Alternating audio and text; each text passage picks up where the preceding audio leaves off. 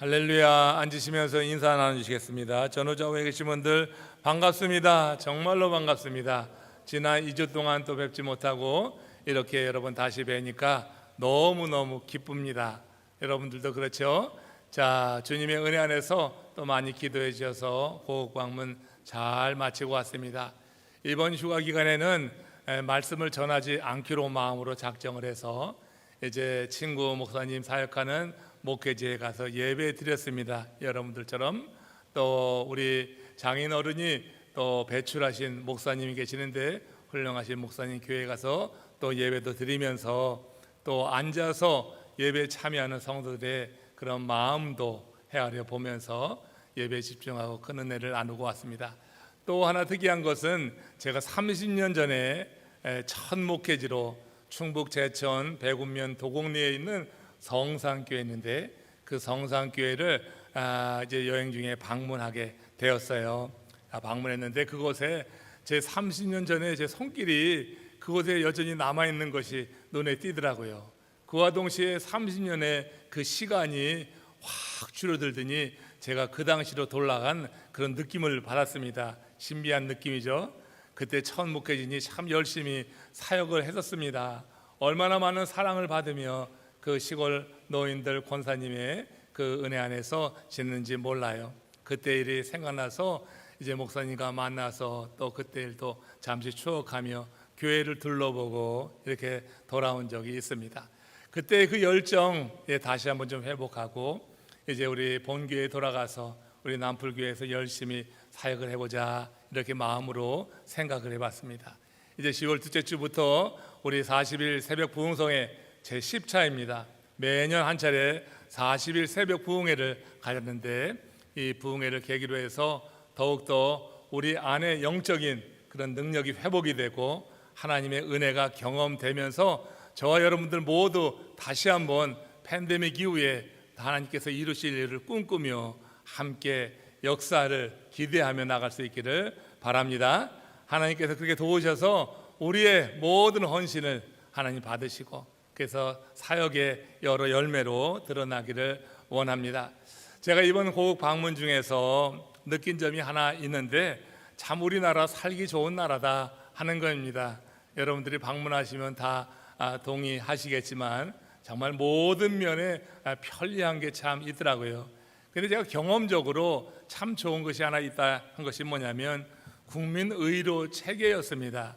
여러분 제가 고국에 가기 전에 코로나에 감염됐었잖아요. 그런데 코로나가 다 났는데 그 후유증이 참 오래 가더라고요. 그래서 기침을 했습니다. 말씀 전할 때 기침 참고 하니라고 참 저도 애쓰면서 그렇게 말씀을 전했었어요.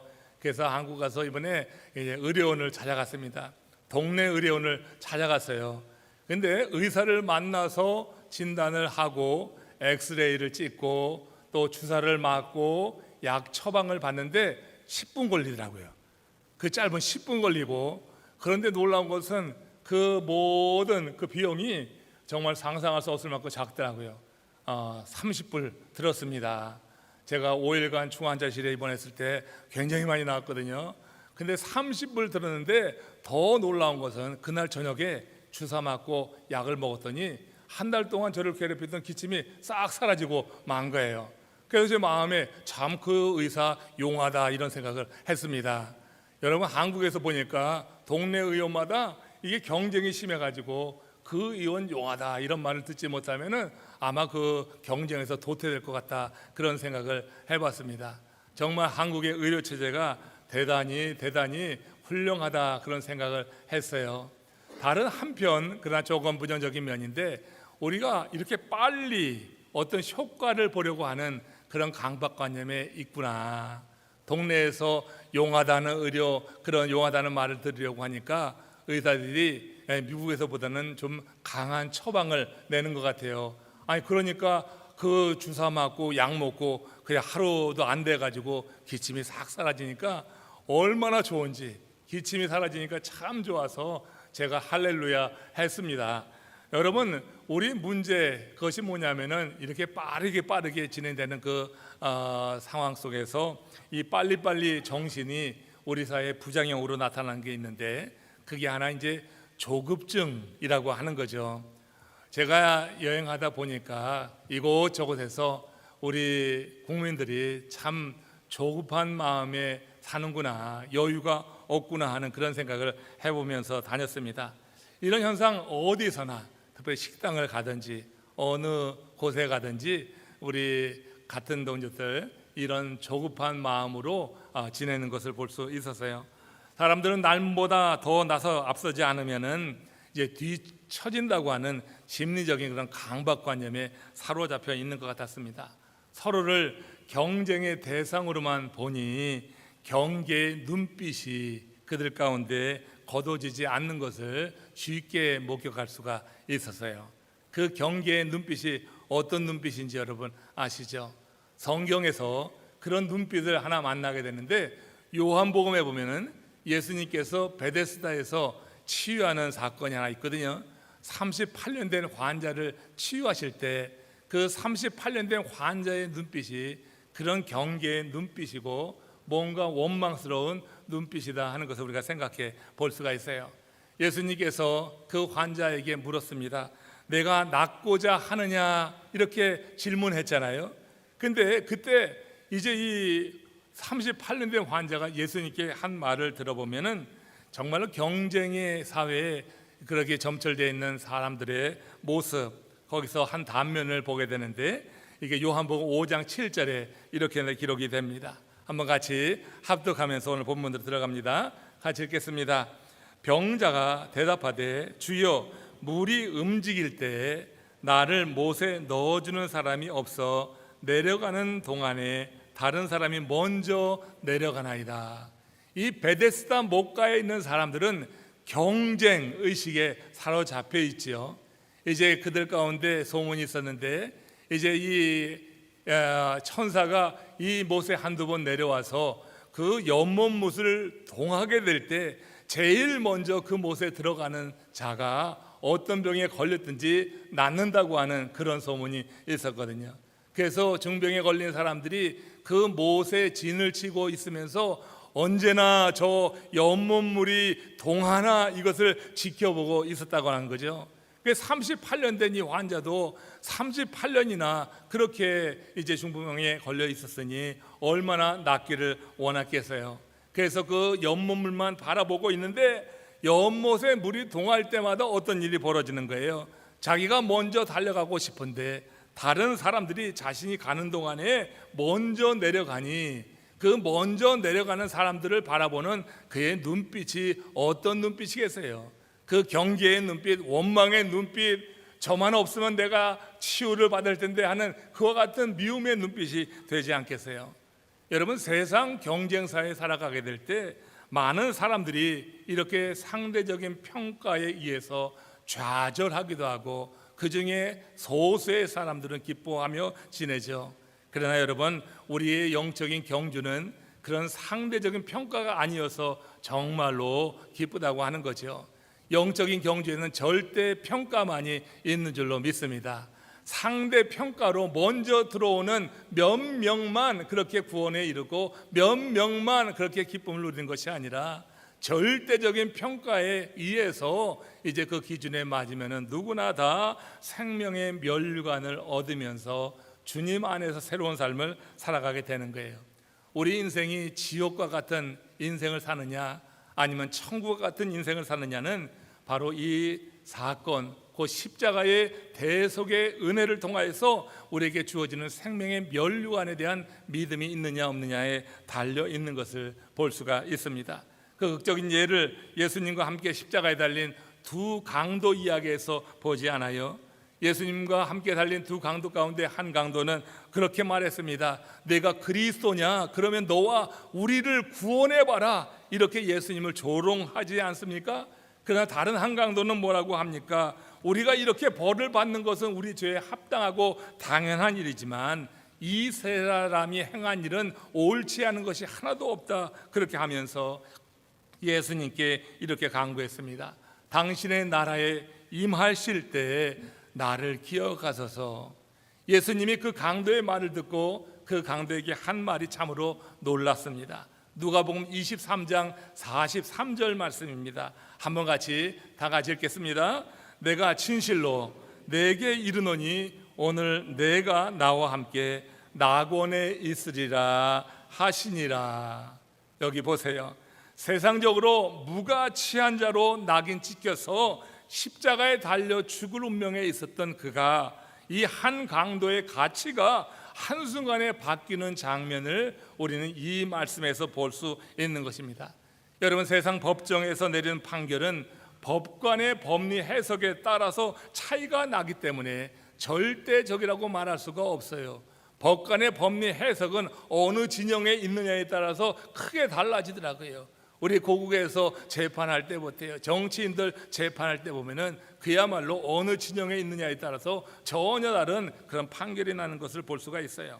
법정에서의 판결, 세상의 판결은 그렇게 사람의 해석에 따라 달라지기 때문에 절대적이라고 말할 수 없습니다. 그것은 객관적인 증거 외에도 정치적인 고려, 개인적인 성향에 기초하는 것이어서 완전하지 않아요.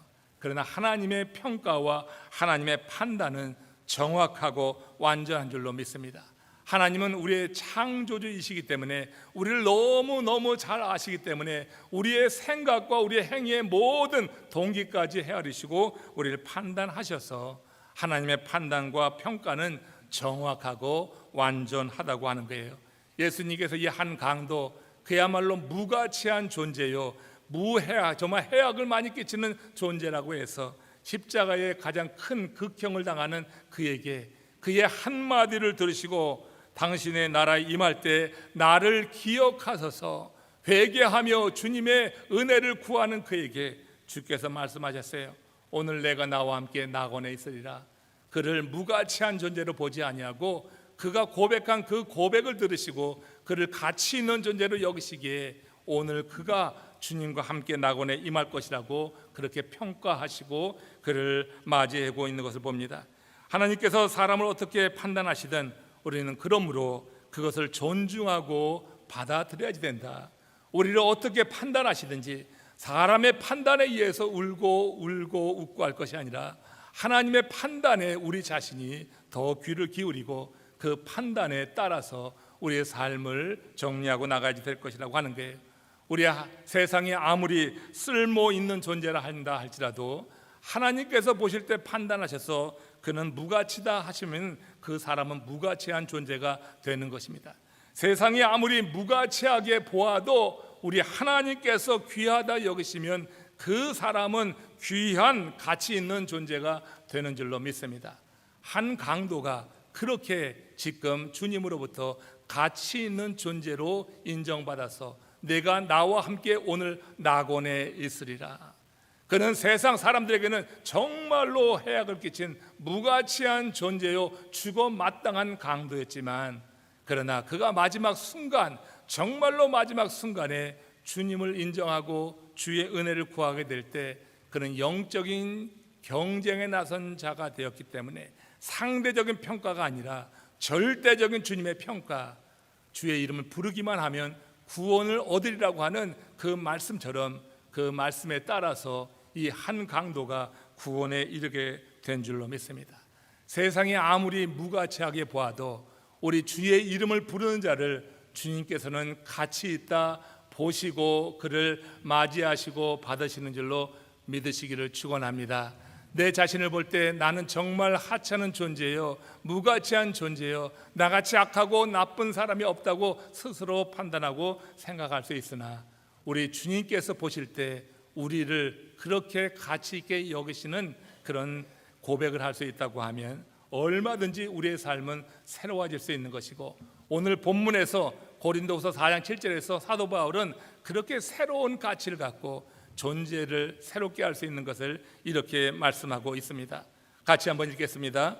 우리가 이 보배를 질그릇에 가졌으니, 여기서 여러분 상대적인 표현이 나오죠.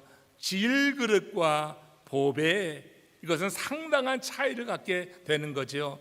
질그릇은 깨지기 쉽고 보잘것없고 투박하고 값싼 것입니다. 그러나 보배는 여러분 이 질그릇에 비하면 비교가 되지 않을 높은 가치를 갖는 것 아니겠어요? 여기 보배라고 하는 것은 예수 그리스도를 의미하죠.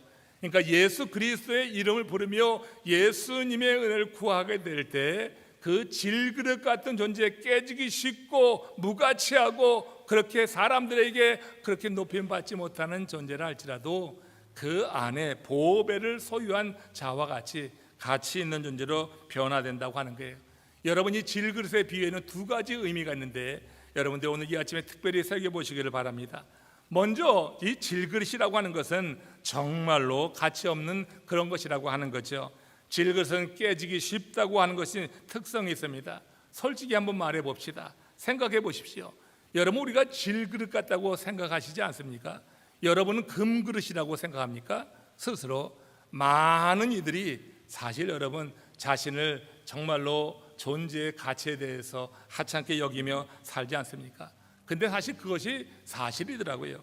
우리는 세상 유혹 앞에 쉽게 넘어가기도 하고 분노의 불길에 쉽게 타버리기도 하고요, 시기와 질투에 몸을 치를 떨기도 합니다. 여러분, 이게 우리는 믿는다고 하지만 죄를 지을 때가 많다고 하는 거예요. 우리가 질그릇처럼 자주 깨지는 존재이기 때문에 이런 모습을 드러낸다고 하는 것입니다. 우리 자신을 질그릇 같은 존재로 인식하는 것은 곧 이런 허물을 인정하는 것이고, 내 자신을 질그릇으로 인정하게 될 때 우리는 보배 되신 예수 그리스도를 맞이할 수 있는 그런 첫 단계에 들어섰다고 말할 수가 있어요. 나를 금그릇으로 여기는 자는 절대 보배 되신 예수 그리스도를 영접하려고 하지 않습니다. 내 스스로 질그릇과 같이 그렇게 보잘것없고 깨지기 쉬운 존재라고 하는 인식과 인정을 하게 될 때 우리는 보배 되신 예수 그리스도를 맞이해 드릴 수 있는 마음의 준비를 갖추게 된다고 하는 거예요. 이렇게 여러분, 내 자신이 질그릇이라고 하는 건 이렇게 가치 없는 존재라고 하는 인식이 주님을 영접할 수 있는 그와 같은 중요한 키가 되는 것이고, 다른 한편 이 질그릇의 이미지를 통해서 바울이 강조하는 바가 우리에게 소망이 되는데, 우리는 육적으로 연약하지만 우리 안에 그리스도로 인해서 가치 있는 존재가 된다고 하는 것이죠. 그래서 하나님이 우리를 특별하게 여기시는 것입니다. 내 자신이 가치 있어서가 아니라 내 안에 예수 그리스도로 인해서 우리는 가치 있는 존재가 된다. 영원한 생명을 품었기 때문이다.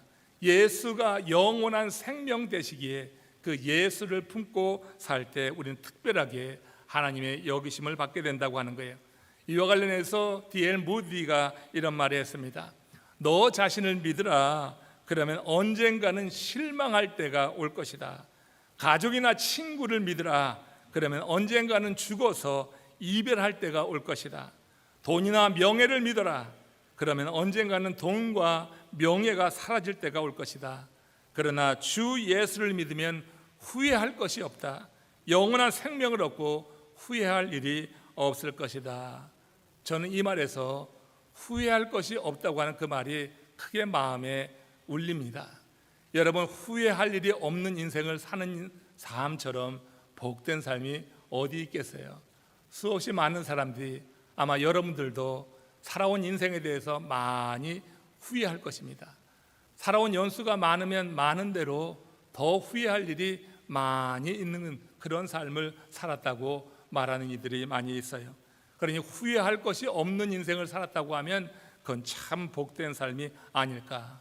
그러면 어떻게 할 때 우리가 후회하지 않는, 후회할 것이 없는 인생을 살 것인가? 사도 바울이 그 삶의 비결을 갈라디아서 2장 20절에서 저는 이렇게 말한다고 믿습니다. 함께 합독합니다. 내가 그리스도와 함께 십자가에 못 박혔나니 그런즉 이제는 내가 산 것이 아니요 오직 내 안에 그리스도께서 사시는 것이다.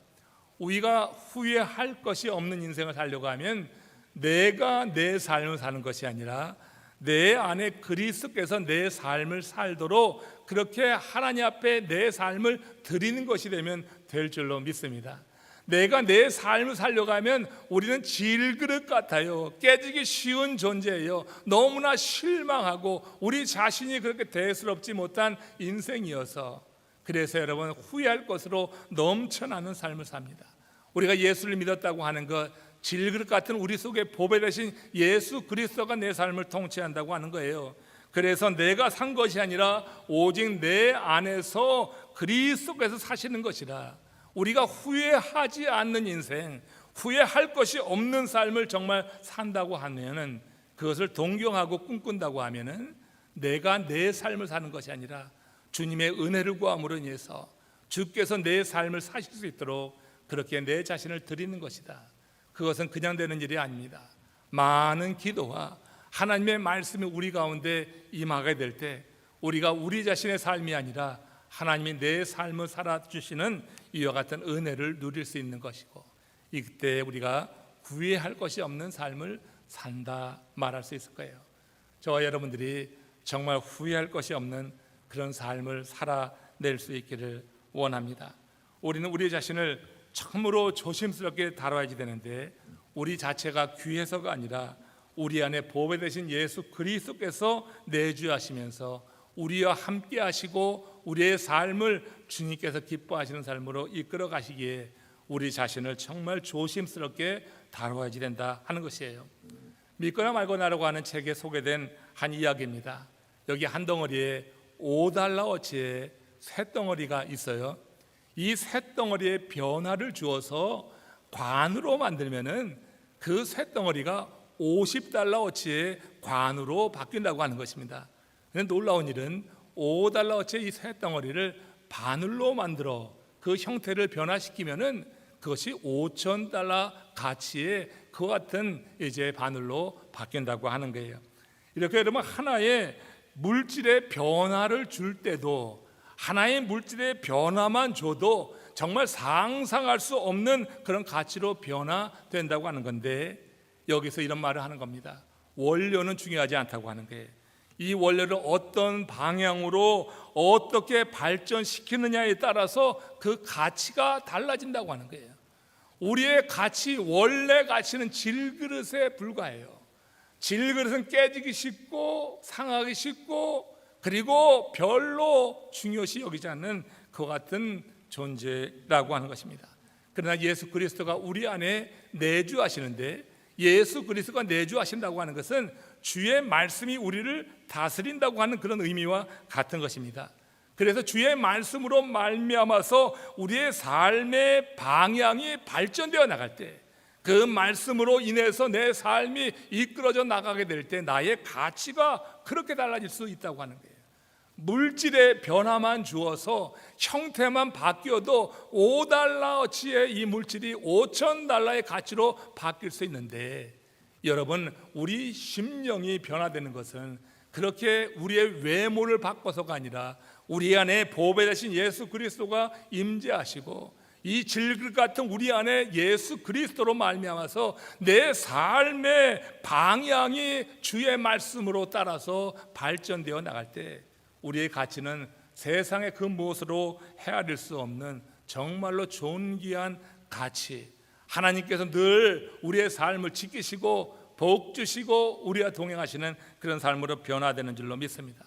바울은 주 안에서 이렇게 영혼의 가치를 높인 사람이 경험할 수 있는 그런 복을 오늘 본문에서 말씀하는데, 고린도후서 4장 8절에서 10절 사이에서 이렇게 말씀합니다. 한번 같이 이 말씀대로 여러분들의 삶에 이런 은혜가 임할 수 있도록 한번 믿음으로 같이 크게 읽겠습니다. 우리가 사방으로 우겨쌈을 당하여도 쌓이지 아니하며 답답한 일을 당하여도 낙심하지 아니하며 박해를 받아도 버림받지 아니하며 거꾸로 뜨림을 당하여도 망하지 아니하고, 우리가 항상 예수의 죽음을 몸에 짊어짐은 예수의 생명이 또한 우리 몸에 나타나게 하려 함이라. 여기서 바울이 말씀하는 것 가운데 항상 예수의 죽음을 몸에 짊어졌다고 하는 표현이 있어요. 이것은 그 예수의 죽음을 나의 죽음으로 받아들인다고 하는 거예요. 예수의 죽음을 나의 죽음으로 받아들인다고 하는 것은 어떤 의미가 있냐면, 죄에 대해서 죽고 의에 대해서 살아서 예수의 생명이 역사하는 것을 보는 것을 의미하는 겁니다. 이것이 바로 여러분 예수의 죽음을 짊어지는 삶이 되는데, 예수의 죽음을 짊어지고 살아감으로 죄에 대해서 죽고 의에 대해서 살게 될 때 나타나는 현상이 오늘 이 바울이 말씀하고 있는 거예요. 뭐예요? 그것이 사방으로 비난과 비방에 우겨쌈을 당해도 쌓이지 않는다. 세상 사람들이 뭐라고 비난을 하고 나를 옥죄어오고 우리 자신의 삶에 대해서 정죄한다 할지라도 주 안에서의 자유함과 주님이 함께 하신다고 하는 믿음의 담대함을 통하여서 절대로 쌓이지 않는 거예요. 연약한 인생, 주님 밖에 있는 인생들은 사람의 말에 그렇게 영향을 많이 받는 것입니다. 외부의 어떤 지적질에 대해서, 정죄에 대해서 견뎌하지 못하고 그저 그 감정을 완전히 잃어버린 상태로 그렇게 자기 자신을 망치는 경우가 있어요. 그러나 예수 그리스도께서, 보배로운 예수 그리스도가 우리 삶에서 우리의 삶을 주관하시고 내 삶을 인도하실 때 사방이 우겨쌈을 당하는 상황에서도 우겨쌈을 당하지 않는다. 답답하고 억울한 일을 당해도 낙심하지 않는다. 주님께서 회복시키고 주께서 결국은 긍정적으로 내 삶을 온전히 세울 것을 믿기에 정말 답답하고 억울한 일을 당해도 낙심하지 않아요. 제가 여러분도 많이 경험하겠지만 저도 목회하면서 정말로 답답하고 억울한 일들 한두 번 있는 게 아닙니다. 정말 오해하는 이들은요, 그 오해에 끝이 없는 것 같아요. 어떻게 설명해도 그 오해를 풀지 않는 경우가 있습니다. 거기에 매여서 함께 감정적으로 치우쳐 산다고 하면은 정말 사역하기 어려운 게 바로 이 목회자의 삶입니다. 여러분의 삶에도 마찬가지일 거예요. 성도들의 삶에서도 정말로 답답하고 억울한 일이 왜 없겠어요? 그러나 여러분, 그 답답하고 억울한 일에 일일이 반응하는 것은 온전히 보배로우신 예수께서 그 삶을 지도하는 삶이라고 볼 수가 없을 것입니다. 맡기고 살다 보면 내 안에 보배로우신 예수 그리스도께서 우리의 삶을 정리하시고 우리의 삶을 풀어내시고 시온의 길로 이끌어 가시는 줄로 믿습니다. 지나고 보면 그게 하나님의 손길이더라고요. 거기서 맞서서 답답하고 억울하다고 해서 감정적으로 치우쳐서 그것을 풀어내려고 하다가 더 문제를 어렵게 하고 꼬이게 하는 경우를 보지, 문제가 해결되는 법은 절대 없더라고요. 말로써 무언가를 설득하려고 하는 것처럼 어리석은 일은 없어요. 하나님께 맡기고 주님께서 우리의 삶을 지도할 때 그대로 우리가 지도를 받게 나가게 되면은 지나고 보면은 이렇게 답답하고 억울한 일 가운데도 우리 하나님이 함께 하신 손길을 경험하게 역사하신다고 하는 것입니다. 박해를 받을지언정 하나님께 버림받지 않는 하나님의 사람으로 서고 거꾸로 뜨림을 당해도 망하지 않도록 내 안에 보배되신 예수 그리스도께서 우리의 삶을 세우는 것, 우리가 신앙생활하면서 한두 번 다 경험했으리라고 믿습니다. 그러니까 주님과 함께할 때 우리는 더 이상 약하지 않다고 하는 거예요. 주와 함께하는 사람이 정말로 약하고 쉽게 무너지고 쉽게 좌절하고 쉽게 절망하는 것은 말이 되지 않는 일이에요. 예수 그리스도께서 보배로서 우리의 삶 중앙에 계시고 내 삶을 지도한다고 할 때 절대 우리는 약하지 않습니다. 저는 참 강합니다. 제 육신은 보기에 호대가 멀쩡해서 건강하다고 하는데 여러분 보시다시피 제가 몇 개월 동안 참 힘든 시간을 보냈어요. 몸은 약해요. 그러나 심령은 주 안에서 절대 저는 약하지 않습니다. 어떤 일을 대해도 말씀을 붙잡고 말씀 안에 승리할 그런 자신이 있습니다. 교단의 상황이 지금 어렵게 흘러가고 있지만 그러나 결국 주님의 은혜 안에서 우리 교단, 우리 교회를 하나님이 바로 세우시고 이끌어가는 것을 저는 믿음으로 보고 나갑니다. 여러분, 주 안에 있을 때 주님이 함께 하시기 때문에 어느 누구도 약하지 않아요. 전능하신 주님이 돕기 때문에 그런 것입니다. 더 이상 우리는 더럽지도 않습니다. 주님의 십자가 보혈로 씻겨졌기 때문에 그렇습니다. 오늘 이 자리에 나와 앉아있지만 자기 자신을 보면 참 더럽다, 정말로 이렇게 더럽고 추악할까 스스로 생각하는 분들이 없지 않아 있을 것입니다.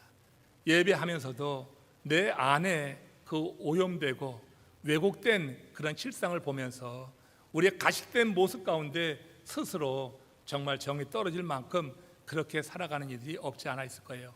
그러나 여러분들이 진정 주의 이름만 부른다고 하면 여러분 더 이상 더럽지가 않습니다. 세상이 여러분을 정죄해도 거기에 속지 마십시오. 여러분 주의 이름을 부르는 한 주의 십자가가 그 보혈이 여러분을 깨끗하게 씻겨서 정결하게 하시고 우리 주님이 우리를 의롭다 하시면 우리는 의로운 자가 되는 줄로 믿습니다. 세상이 뭐라 하든 우리 주께서 우리를 가치 있는 존재로 여기시면 우린 가치 있는 존재예요. 세상이 아무리 쓸모 있는 자라 할지라도 주께서 쓸모없다 하시고 무가치다 하시면 그렇게 무가치한 존재가 되는 거예요.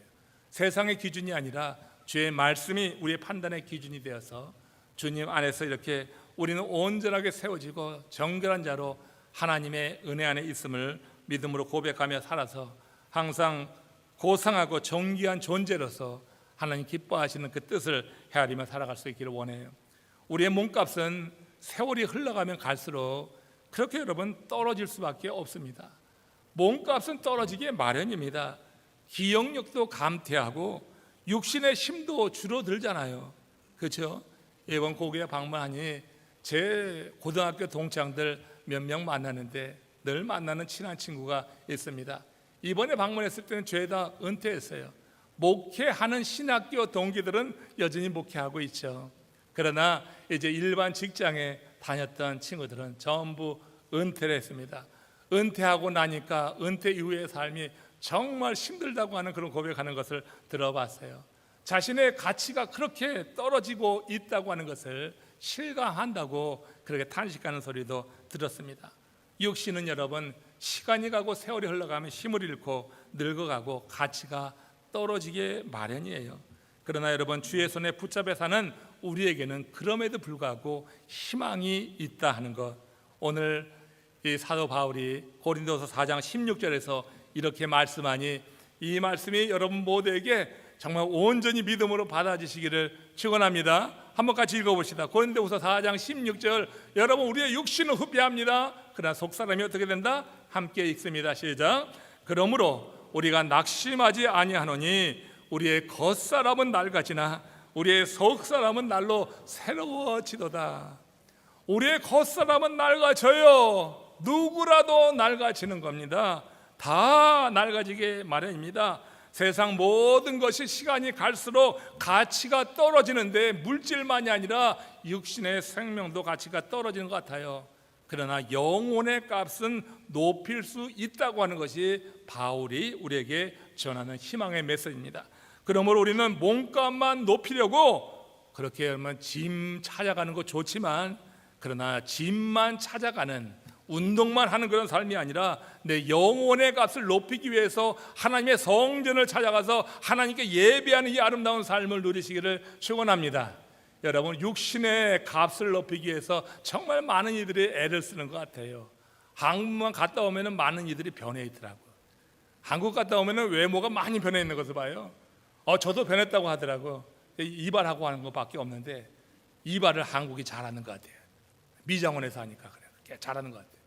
여러분 많은 사람들이 한국에 갔다 와서 외모가 바뀌어 내 육신을 좀 아름답게 해서 다른 사람들이 보기에 정말 그럴듯하게 칭찬 듣고 싶은 마음이 있는데, 우리가 육신만 아름답게 해서 사람 보기에 좋은 존재로 변할 것이 아니라 내 심령의 속사람이 날로 새로워지는 이런 변화를 통해서 하나님 앞에 인정받는 하나님의 사람들 되기를 주의 이름으로 축원합니다. 아무리 우리가 운동을 한다 할지라도 우리가 하루 24시간 운동을 하고 별의별 일을 다 하고 보톡스를 맞고 애를 쓰고 한다 할지라도 몸값은 다 떨어지게 마련이에요. 여러분 젊어 보일 수는 있지만 젊어지는 사람은 없는 거예요. 결국은 다 늙어지게 마련이에요. 젊어 보이는데 온 시간과 정력을 다 쓸 것이 아니라 어쩔 수 없이 그렇게 늙어가는 이 인생 속에서 내 속사람이 새로워질 수 있도록, 그래서 내 가치를, 영혼의 값을 높이는 이런 삶을 여러분 살아감으로 인해서 여러분들의 삶이 이렇게 세월이 흘러서 정말 여러분 주님 부르실 때 가까웠을 때 내가 뭐 했나, 내가 인생 헛살았다 하는 그런 탄식이 아니라 내 속사람이 새로워져서 내 마지막 순간이 어느 때 온다 할지라도 두려워하지 않고 그때를 맞이할 수 있는 준비를 갖추는, 정말로 죽음을 잘 준비함으로 웰빙이라고 하는 것은 이 땅에서 잘 살기 위해서 그렇게 여러분 이것저것 가꾸는 것이 아니에요. 죽음을 잘 준비하는 것이야말로 웰빙입니다. 죽음을 잘 준비하는 것은 내 속 사람이 날로 날로 새로워진다고 하는 것. 이 질그 같은 내 안에 보배 되신 예수 그리스도께서 계시고 보배 되신 예수 그리스도께서 내 삶을 통치하신다고 하는 것을 삶의 현장에서 경험하고 느끼는 가운데 내 안의 속 사람이 새로워지고 있구나 하는 것이 경험되고 고백될 때 여러분의 영혼의 값은 높아지는 거예요. 영혼의 값이 높아지면 사람이 육신의 값을 높이려고 하는 것을 참 여러분 대수롭지 않게 여기면서 하나님이 주신 건강 가지고 이 땅에서 최선을 다해 살아가게 되는 줄로 믿습니다. 이와 관련해서 로마서 10장 11절 12절 마지막 말씀으로 같이 읽겠습니다. 같이 합독합니다. 누구든지 그를 믿는 자는 부끄러움을 당하지 아니하리라 하니 한 분이신 주께서 모든 사람의 주가 되사 그를 부르는 모든 사람에게 부여하시도다. 영적 경쟁에 나선 이들은 다 생명의 면류관을 얻고 영적으로 부요해질 수가 있어요. 여러분 부자가 아니라 주 안에서 부요함의 은혜를 누리기를 축원합니다. 주의 이름을 부르는 모든 사람의 주가 되셔서 그를 부르는 모든 사람에게 부요하신 하나님이에요. 우리 영적인 경제에 나선 이들은 상대적 경제에 나선 세상 경제자들처럼 다른 사람을 보고 원망할 필요가 절대 없어요.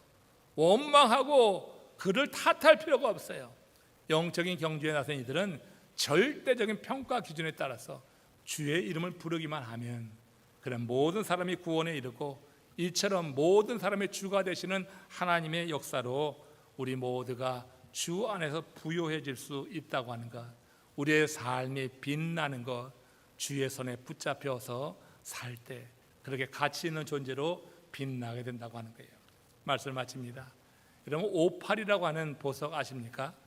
이 58이라고 하는 것 직접 보신 분 있는지 모르겠어요. 저는 글에서 읽은 내용인데 58이라고 하는 것이 그 보석 진열장에 있을 때는 특별한 광채가 나지 않는다고 합니다. 그런데 이 58이 사람의 손에 붙잡혀서 한참 있다가 펴보게 되면은 그 58 특별한 광채를 내지 않던 것이 아름다운 무지개의 빛을 낸다고 하는 거예요. 놀랍죠? 그래서 여러분 58이 가치가 있다고 하는 거예요.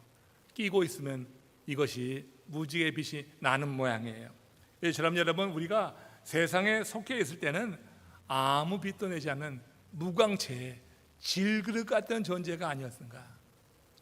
아무리 대단한 일을 이루었어도 세월이 가면서 결국 우리의 육신이 후패해지게 될 때 세상에 많은 것을 가졌음에도 불구하고 자신의 존재에 대해서 우리는 탄식하고 우리 자신의 가치가 참 별로구나 하는 그런 고백을 할 수밖에 없어요.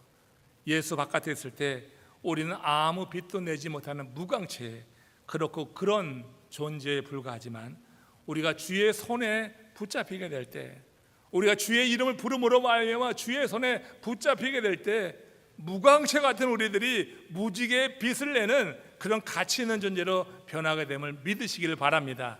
우리 안에 예수 그리스도 보배 되신 예수 그리스도의 빛이 우리의 삶의 여러 상황 속에서 빛나게 되는 것. 우리 하나님께서 우리를 구원하신 이유가 무엇입니까? 우리 하나 잘 살고 가다 그렇게 오라 하는 것이 아니지요.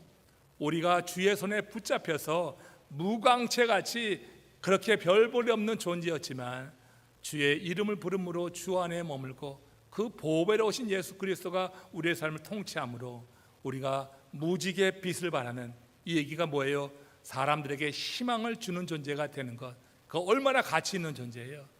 우리가 누군가에게 희망을 줄 수 있다고 하는 것이 얼마나 위대한 거예요. 친구들을 보니까 세상 일에 열심으로 살았습니다. 그야말로 땀 흘려 일하며 살았습니다. 은퇴하고 나니까 그런데 여러분 그렇게 허무하다고 해요. 그렇게 자기 존재가 하찮게 여겨진다고 하는 이야기를 많이 들었어요. 그러나 여러분 목회하는 저는 그 말에 동의할 수 없죠. 여러분들도 주 안에서 구원받은 하나님의 사람으로 우리 안에 계신 예수 그리스도, 보배되신 예수 그리스도의 그 빛을 발산함으로 인해서 세상에 희망을 잃고 있는 이들에게 무지개의 빛, 무지개는 곧 희망인데 희망을 선사함으로 인해서 하나님이 보실 때 정말 구원 잘했다, 그리고 하나님 보실 때 정말로 높은 가치 있는 존재로 여김 받아서 여러분 모두의 삶에 더 의미를 더해 가시기를 주의 이름으로 축원합니다. 이 시간 함께 기도하실 때 십자가의 대속의 은혜로 우리가 그런 은혜를 받고 죄사함 받아서 새로운 가치를 갖게 되었어요. 이제는 세상에 그렇게 살아가던 인생에서 이제는 주님 안에서 우리가 목표가 분명한 우리의 삶에 의미가 있는 삶으로 살아가게 된 정말로 존귀한 존재가 되었습니다. 하나님 앞에 감사하십시오. 그리고 성만찬에 임하기 전에 바로 그런 은혜를 베푸시고 복을 주시기 위해서 십자가에 달리신 예수 그리스도의 그 사랑과 희생을 이 시간 기억하면서 우리 다 같이 합심으로 기도하며 나가겠습니다. 다 같이 기도하시겠습니다.